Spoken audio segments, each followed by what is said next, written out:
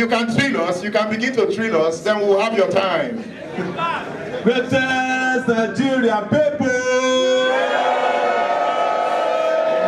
Please, I want the foundation of oppression to be shaken when I ask you, or I say to you, greatest Nigerian people.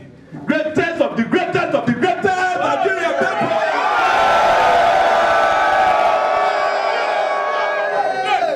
You know, we have no time. We have no time between now and 2019 to waste. But I can tell you something, that we have already achieved victory. The number of people in this hall today, I've been told, are actually infinitesimal to the number of people on the outside. I hear there are thousands of Nigerians outside this hall as we are here. And they are all yearning for revolutionary politics. Yes. Yes. You know, I would love to give you manifestos, but we have acres and acres of manifestos that have never been implemented by men without character, by men who are deceptors, people who have ruined our future. And we have decided, you know, I'm starting to think that it's not about taking it back, because it looks as if we are actually begging them to give us something back. I am convinced that they are now on the run. They are on the run from this movement. And I can guarantee you that this movement is not just here in Ibadan. It's all over the world. When the people of the United States of America had the same kind of problem you had today, they went to Philadelphia and had what they called the Declaration of Independence.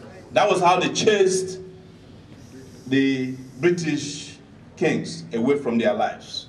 It is the reason why today, when the English people use kilometers, the Americans will use miles.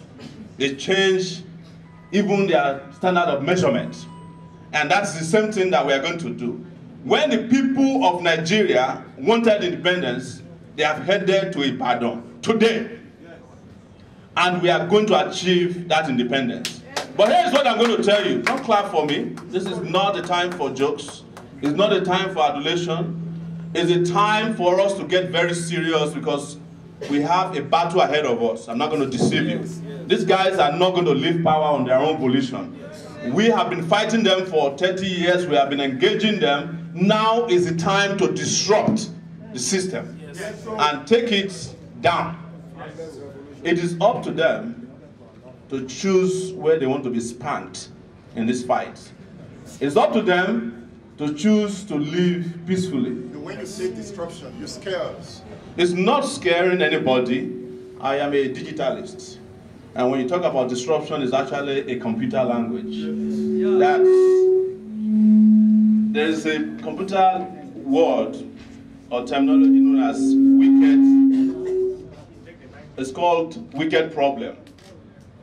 And what is a wicked problem? They said the wicked problem is not necessarily something that is evil. It is something that is resistant to solution. And the Nigerian state and their operators are not necessarily, actually a lot of them are cowards. Yes. And they are afraid of their shadows as we speak, but they are a little bit resistant to the kind of solution you have been giving them, which is engagement. What is engagement? Every time they come around, they say, well, they make promises, you know, they beg you, they give you bread, 500 naira, you know, they make some promises to you, and you vote for them. That's engagement. And read for them. You read for them. You beat people for them. You kill for them. And that is engagement. Disruption is that we change that order.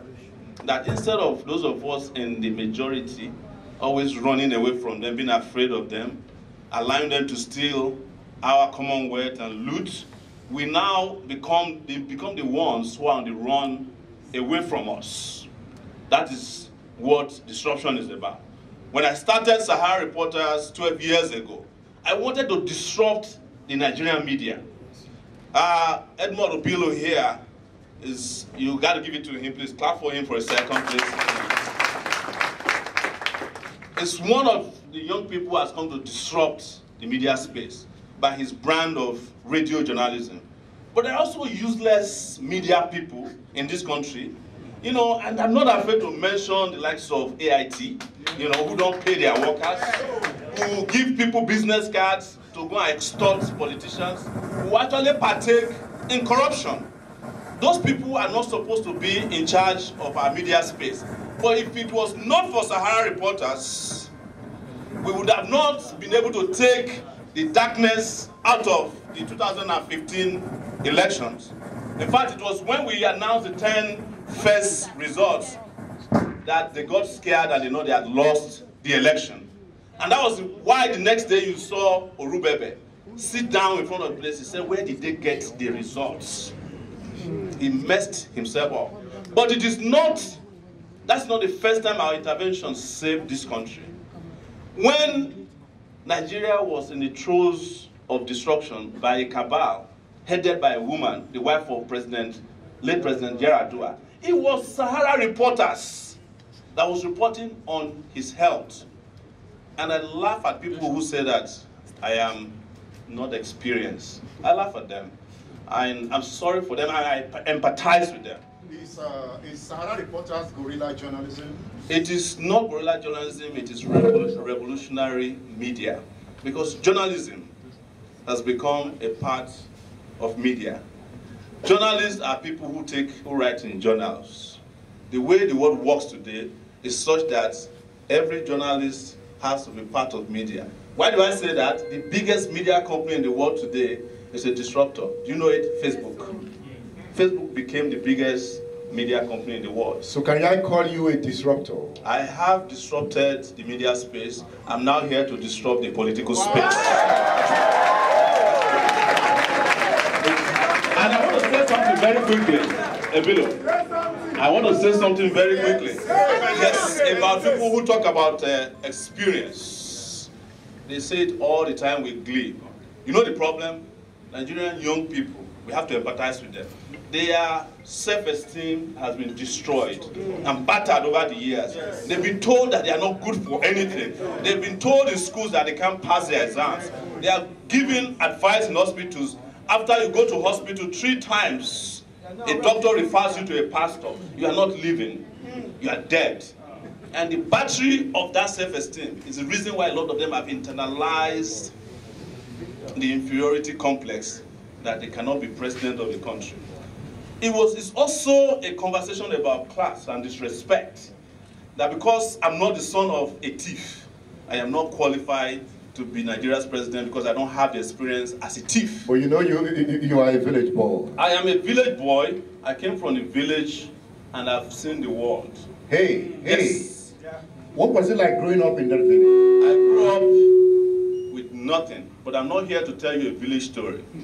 We are all now in prison, and we have to get out of prison. Did you have shoes? I didn't have shoes, but I had self-esteem, I had integrity, and I had dignity. You know, there is something about him. He's got guts. Huge guts. When the courtists attacked you as Students' Union president, what was it that happened that day? Well, I was attacked by, actually not courtists, I was attacked by gangs sponsored by the military government under Abacha. The attack on me and my colleague is here, Otunoga Baggage, where we contested against each other at the student union level at the university. Baggage just stand up for recognition.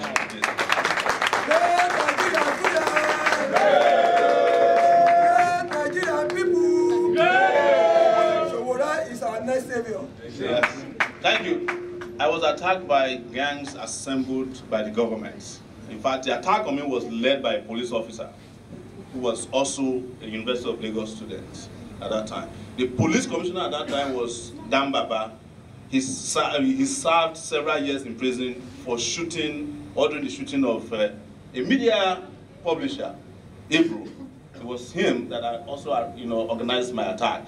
So don't get it wrong. The court guys, or the gangs as you call them, were just instruments that were used at that time. It was the government that was directly responsible.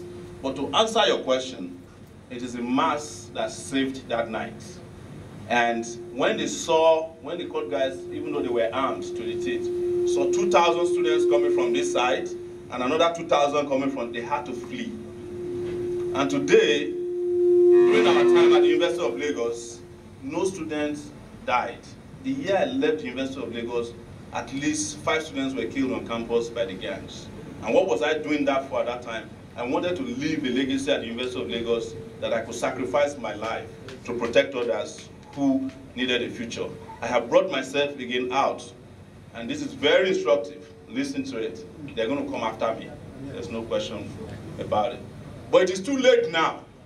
Like Martin Luther King said, I have been to the mountain top. And I've seen the promised land. It doesn't matter what happened to me now. We will make sure that we get you there by taking it back. Nothing will happen.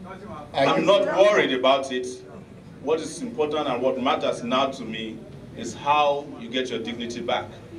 It's how you get your children to go to school that offers education.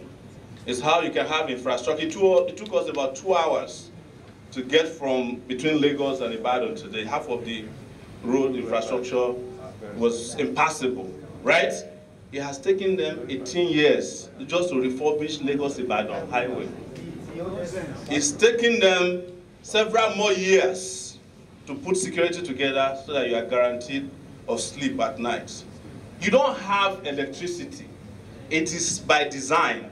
This is the only country in the world where we pay for darkness. $16 billion was spent to improve the darkness of Nigeria under the man in Ota who is organizing a third force.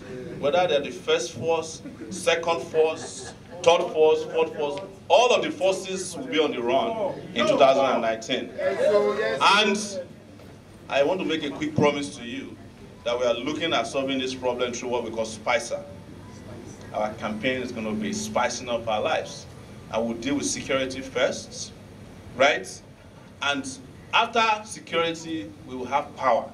I mean electrical power through the mix of solar energy, coal, hydroelectricity improvements, gas-fired turbines. We'll put light in every corner of this country. It is possible. All we need to do is to be investing the money that has been stolen to improve darkness on getting us power. Infrastructure, I've said it, I want to put young people to work and turn this country into a construction site because we need 20 million housing units. Look, Nigeria's best resource is not oil. Oil is lazy economy. It is people.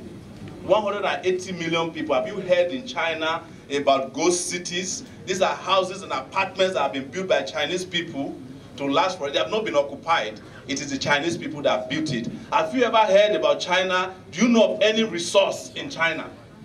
Have you ever heard that China had oil or gold or copper? No. We only talk about the Chinese person. And we have a chance now to talk about the Nigerian person. And Nigeria is about to conquer the world. We are going to, of course, deal with corruption, not the way they are dealing with it now. And I can tell you specifically how. Have you heard that they have a list that they are playing around with these days, right? Luther's list. But ask yourself, those of you in the Southwest, how come Obani Koro is not on that list? Because the moment you join the APC, they will deodorize you. If you are not in APC, they will criminalize you. Right?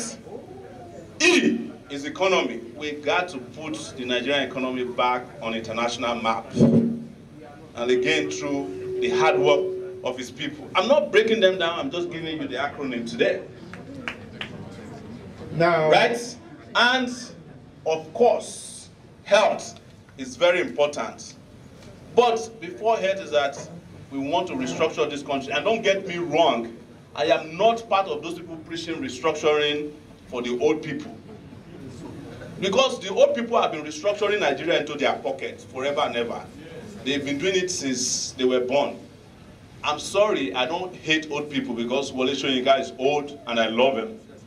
But I do not respect old people who capitalize and prey on young people, deny them of their future, and then come around when they lose money or they lose power to talk about restructuring. What? If Nigeria wanted to be restructured by people like our father or your father, Olufala, he would not have accepted 100 million naira from Jonathan.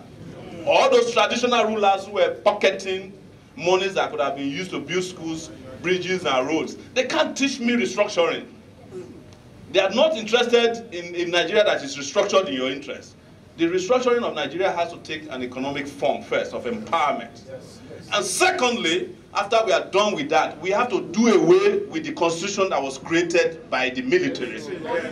We cannot claim that the constitution of Nigeria today claims that we the people, were you part of the people that wrote the constitution? No. Did you vote for the constitution? No. So why is anybody imposing that on me to restructure Nigeria with?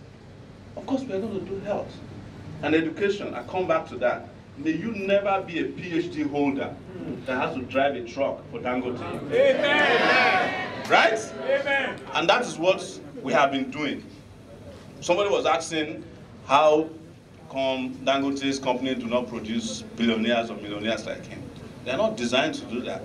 If a company's job is to hire PhD holders to be driving trucks, it doesn't want the PhD holder to become self-sufficient.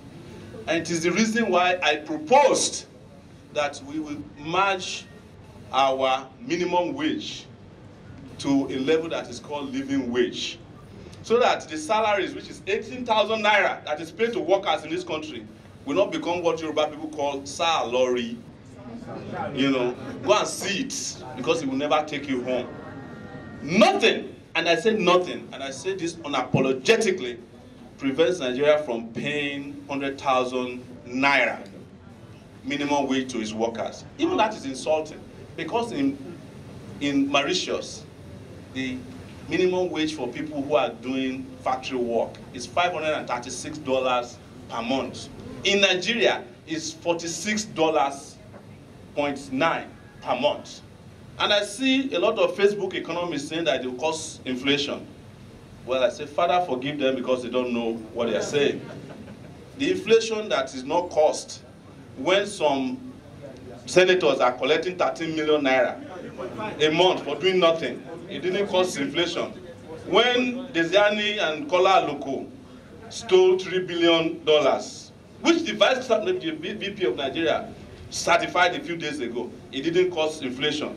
When Mrs. Jonathan started opening all these accounts, 5 million here, 10 million there, 50 million here, it didn't cause inflation. But when you say that that money should be given to our workers so that they can send their children to school, so that they can buy medicine, that they can ride, they can have dignity, they say it's going to cause inflation. Wow, thank you. Can you give Sowore a round of applause? You know, the conversation has just started. So, I am not making promises. What we have calculated is that it will only cost Nigeria just $1.3 billion more to pay workers 100,000. We want to ask you some questions. Yes. Go ahead, please. What's your name? Yusuf Aladende. Good afternoon, Mr. Sowore. I came all the way from Abeokuta. You're welcome. I have a question. Go ahead, please. Many people have touted you as just an anti-corruption crusader with no clear blueprint. With no clear blueprint on economic revivalism or social insurance for the country. How would you react to those claims, sir? I just told you that workers will be paid 100,000 naira, and I want to add 10,000 naira. That's minimum wage. I also want to add that those of you who are youth corpers will be paid 50,000, and we should be heading very quickly to 100,000, because youth corpers should be able to earn minimum wage as well. And if you are a youth corper and anything happens to you while you are in service, your parents will get paid, or your family will get paid 10 million naira. Okay. You know, for insurance, or you are disabled. But let me also say, because I want to address students, we have been working on the calculation of how many Nigerian students we have in higher institutions. Can you believe that Nigerian University Commission do not know how many students are in our higher institutions? Right? They don't know. But we have figured it out, and we want to invest 50,000 naira each on every student, so that when you cannot pay your school fees, you are not denied your final results. How do we have access to your plans? Are they? They are going to be uploaded online. They're going to be made physically available. We are not in a hurry to put them up because you know the other side. They are thieves, content thieves. They will steal our ideas and, you know, they will mix it around and claim it to be their own. But I'm breathing life into this so that you can understand that it's not a joke, that Nigeria can be put back to work, that Nigeria can become a country where people have respect. I've been away from this country for 19 years. That's how long I've been gone. We have a question here. And I have seen so many parts of it. I don't want to compare Nigeria with the UK or the US. I want to compare Nigeria with Ghana. Go to Ghana and you will never observe any blackout. It happened 3 years ago in their country where they had some power blackout issue. It was only for a few hours a day and they were freaking out. In fact, they had to punish their president to an election loss because they felt that it took him too long to fix the power in the country.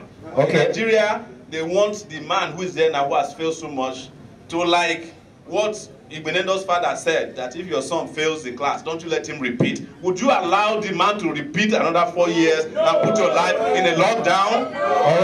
Okay. Mr. Sowore, we have somebody here. Mr. Sowore, what is your political ideology? Are you a capitalist, a socialist? I am not into labels, and I don't want to be labeled in such a way that it takes away from the message that we have to give right now. Okay. Nigeria is sick, right? It needs a doctor. Whatever ideology you call that is what I am. Nigeria needs a future that can be guaranteed to its children. Whatever ideology will deliver that, you call me that. You see, all these ideologies that we are banding around, they were ideologies that were developed by other countries when they had problems and they wanted to solve them. By the time we are done with Nigeria, our own ideology will emerge and will be adopted by everybody around the world. That is my promise. Also announce that we have Femi. Yes, he has been in the struggle with Gani Power and me. He hasn't given up. So the fast comrade, ayaya, aborishade nawayao, ayaya, ayaya, ayaya, ayaya, ayaya. Thank you. No, I have 30 years of experience taking a stand, and you can always count on me that when it was dangerous to do so, when I was 21 years old at the University of Lagos, I stood on the side of the people. If you have ever been on the internet, there's a video circulating of me standing behind Bashorem K. Abiola in 1993. I was 21 years old. At that time, when student leaders were being offered 505, I don't know if you guys ever heard about the car called 505. I rejected it. So why would I compromise 30 years later? When I started Sahara Reporters, as you guys can imagine, I was dealing with some of the richest people in the world, not even in Nigeria. They threw everything at me. Dollars, money, what do you want? Cars. I never compromise, right? There's nothing in this world that can compromise me. I've said it that I may be poor, but the happiness I have is that I'm comfortable in my poverty and with my poverty. So what cannot be poor? Well, it depends on what you call poverty. Some people who you claim are rich only have one thing and one thing only: paper money. That is not wealth. Yes. Good. That is the point. Yes. So what cannot be poor? Poverty is not a question of currency. Yes. It's a question of condition. The condition of the mind. You have been conditioned to be poor. The mentality has been debased to a very large extent. Those are the things that needs to be rescued. You want to speak to Sowore, right? Yes. Oh, Mr. President, my question goes to us. It's not president yet. It's not president yet.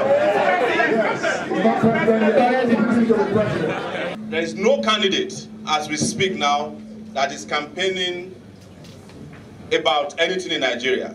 They are all waiting with their bags full of naira, you know, with their puff-puff, with their bread, hoping kerosene, hoping that they can give it to you and rebrand your life and change your destiny and come back in another 4 years.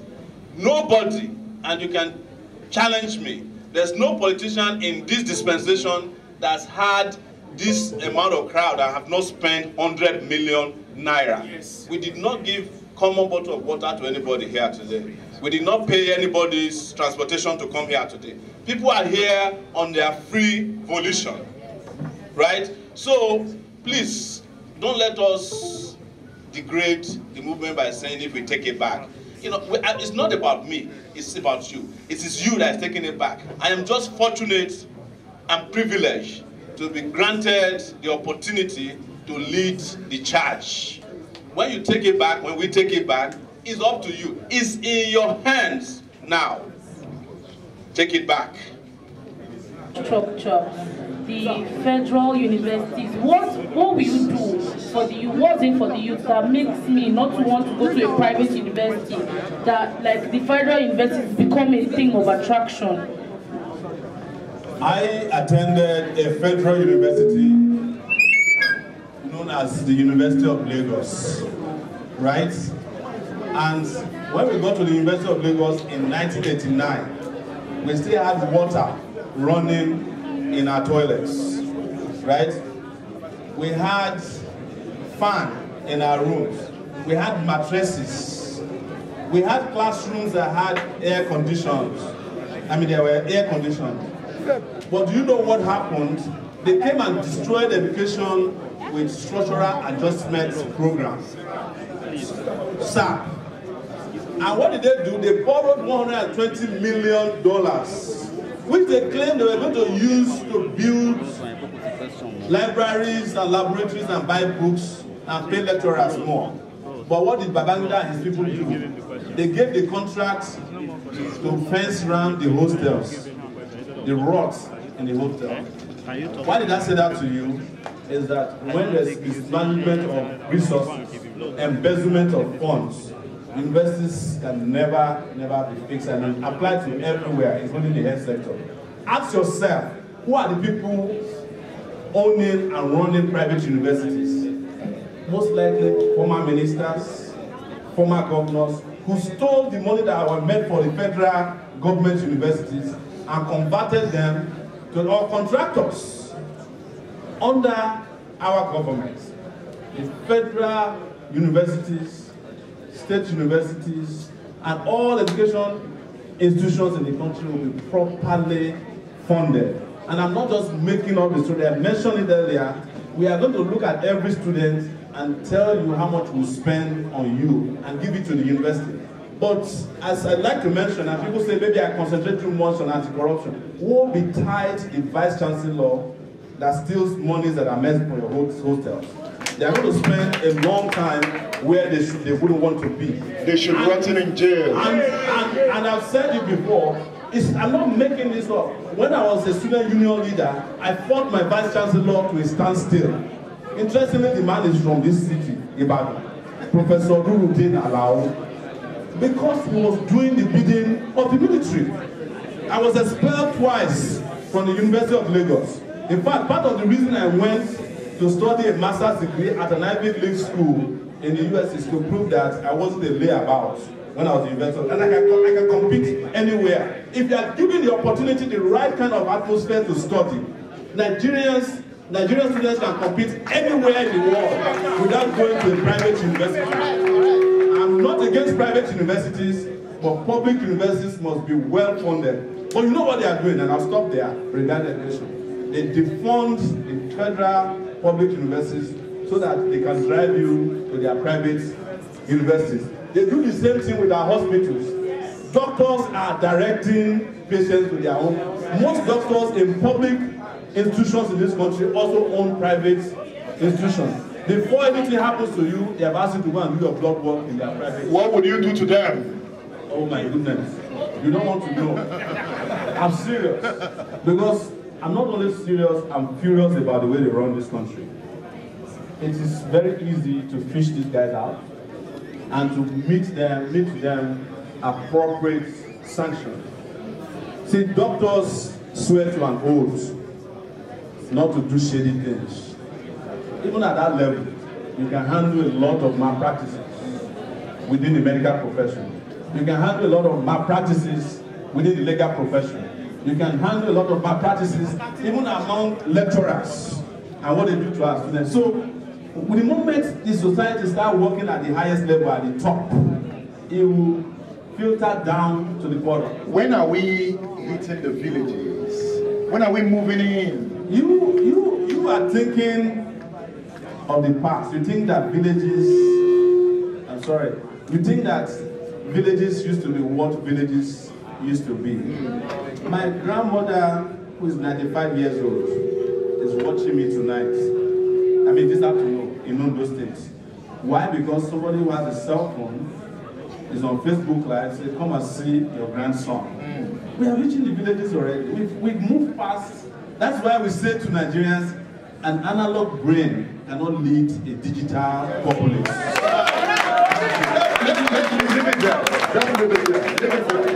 That's the last question for him to round up the show. Thank you, sir. Good afternoon, ladies and gentlemen. I'm Kazem Bodarewa, Oyo State Young President of the Year. First of all, I'd like to thank you for publishing my first article in 2013. Something is wrong and it's so viral. 30 different sites gossips from Sahara Reporter. Thank you, sir. Yeah, I want to ask this question. Recently, just 5 days ago, we started a movement called Deliver Oyo. Please, everyone log on to your Facebook, your Instagram, and follow Deliver Oyo. We really want to deliver Oyo, okay, from so many things to so many things towards good governance. Now, if we decide to work effortlessly, magnanimously, tirelessly with you to deliver Oyo, to help your campaign and make you win this election, especially in Oyo State, who happens to be our own power. Sir, what are you going to do for Oyo youth significantly? That is one. Two, he asked my second question is, when are we going to the village? But now, I'm not going there again. You want to become the president, Oyo State alone, or the West, or the Southwest alone will not make you the president. It's the entirety of Nigeria. When do you want to go to the north, to the south, south, and how do you intend to penetrate these people in a manner that they are going to support you? Thank you. Thank you very much. And I want to answer very directly. Actually, I just remember that we are in Ibadan. Honestly, because we did something very significant with Sahara Reporters in Oyo State a few years ago. We had some young people confront the governor. You remember that embarrassing video? Yes. Where he said, and I'll say this in Yoruba, that he was saying, don't make Kokomo yin.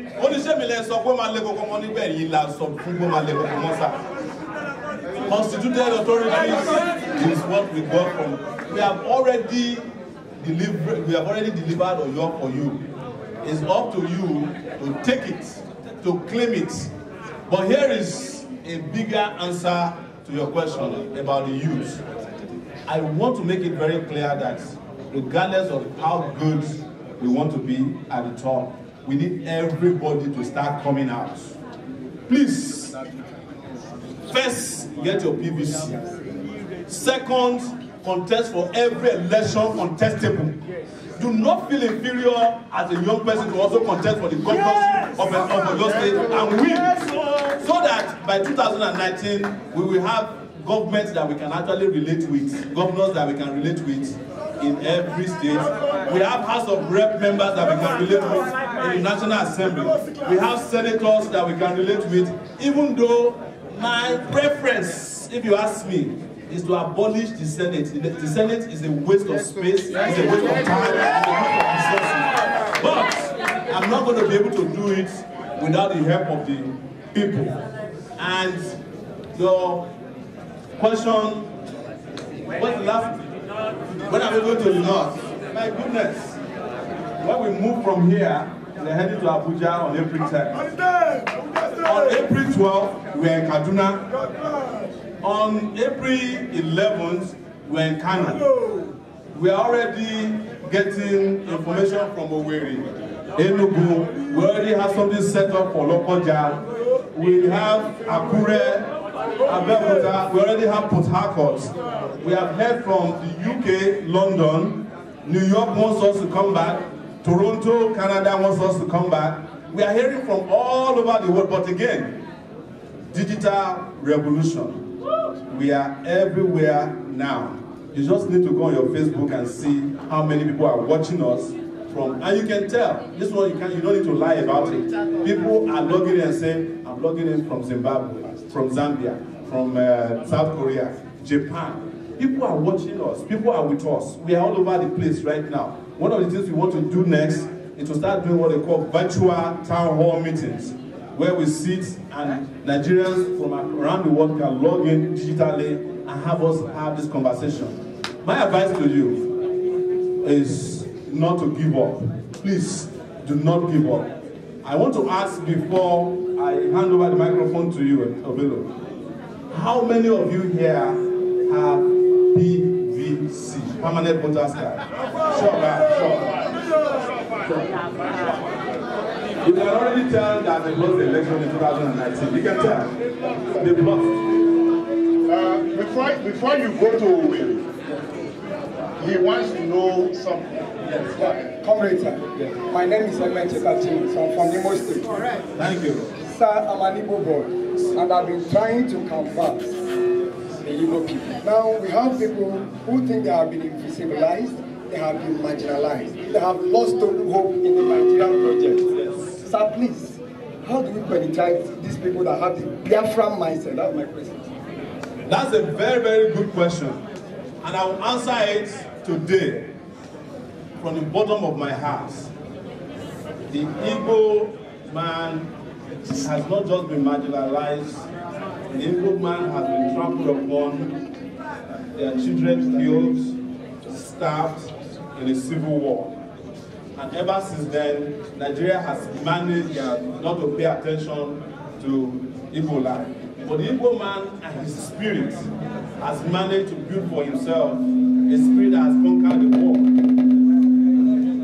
I will say to you that first and foremost, when I become president, I'm going to apologize to Igbos on behalf of Nigeria. But I won't be like the others. Apology is not enough. There has to be a rapid economic development of Igbo life. What the Igbo man needs is the road upon which to transport their goods. Transportation, airports, seaports that can bring their goods to anywhere. And that is why I say, with due respect, I am not doing this for Nigeria alone, I'm doing this for Africa. You are a Pan-Africanist, right? I'm a Pan-Africanist. I want Nigeria's playground to be Africa. But we cannot do it without integrating with other African countries. There is no reason why it should take 4 hours to cross from Benin Republic to Lagos. Just because we have corrupt custom officers and immigration officers. We have to bulldoze the wall there, put a highway that goes from Lagos first to Ghana and eventually to Senegal. That means so that we can play in the West African region as well. Imagine myself at the African Union after I become the president of Nigeria, and all those old haggard dictators come to the meeting with me, and I tell them, go back home and resign. And you know I've done it before. I did it to Mugabe in 2015 when he came to Buhari's inauguration. I led the charge against him. I said, Baba, when are we coming to inauguration in your country? He was looking at us. You've probably seen the video. And that was the beginning of the demystification of Mugabe. Now he's out of power. We must demystify our own Mugabes at home so that we can be in power. Thank you. We have to let Sowore go. But Sowore, this young man has been on our case. So you must listen to him. It's a good thing that the questions keep coming. Yeah. Good afternoon, sir. Yes. My name is Ademaratu Olamide. Yeah. Move away from there.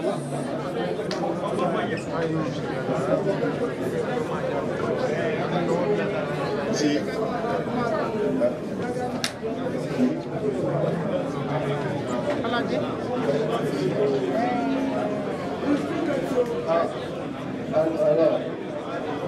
Go ahead. All right, sir.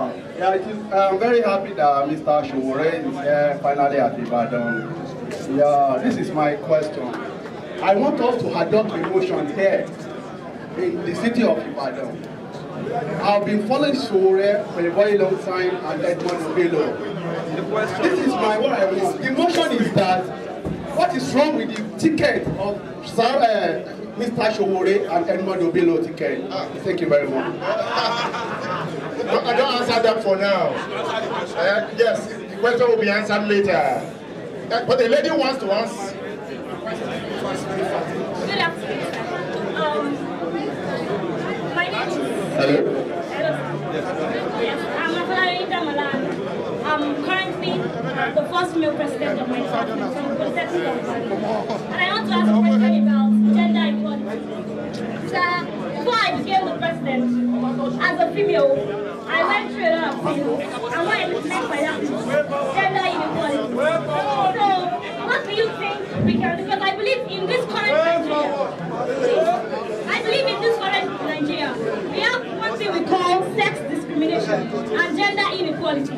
So what do you think you can do for females that you can actually get involved in politics? Your question,